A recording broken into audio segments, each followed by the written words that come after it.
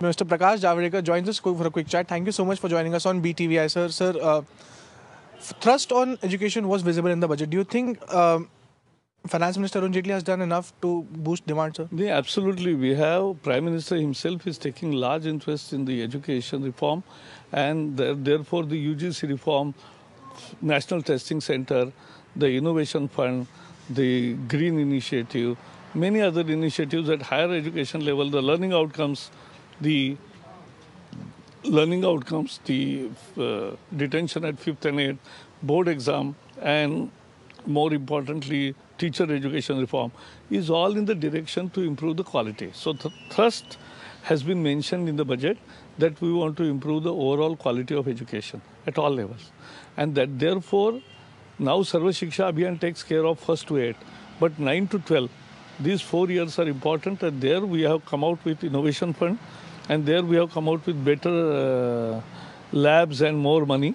So I think that's a good and more emphasis on science education. Right. So what are the key highlights in the budget that Finance Minister Arun Jaitley spoke about? And also, do you think, sir, many other schemes could have been included because you're making IITs and IIMs Institute of National Importance and other schools also? What is the reaction that you have to give on the various schemes? I am briefing press people on education details of education budget sector.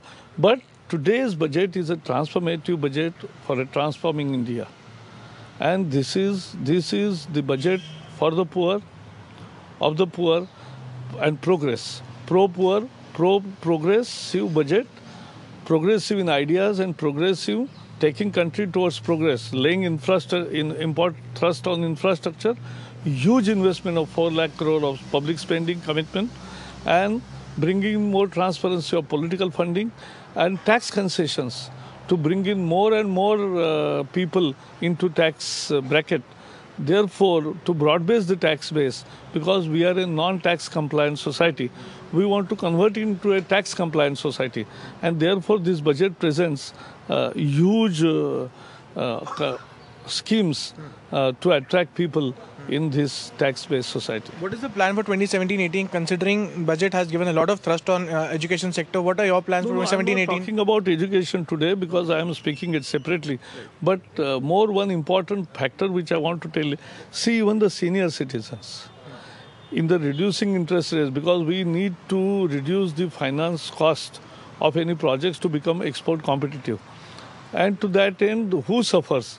The senior citizens suffer so we are guaranteeing them, insulating them. We are guaranteeing them 10 years of 8% interest guarantee, so that he gets 5,000 rupees a month on 7.5 lakh investment. So it's a corporate tax has been reduced. Now, do you think the large companies will protest that their taxes have not been reduced? So what is your comment on that, sir? I don't think, because 95% of the companies are covered, and therefore I don't think there is a grouse for anybody to be worried or to be angry. Last question, sir. What do you now, after Swachh Bharat, now Swachh politics, what do you think? Will the opposition be worried about this proposal by the government, or will you be facing some stiff opposition with respect to your bills in the parliament? What do you have to comment on that, sir? That's good. Swachh Bharat and Swachh Bharatiya Rajniti. So both is important, and towards that end, we are doing many things.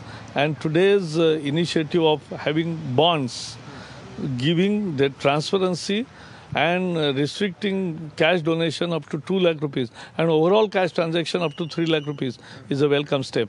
And more people working through banks is a good thing.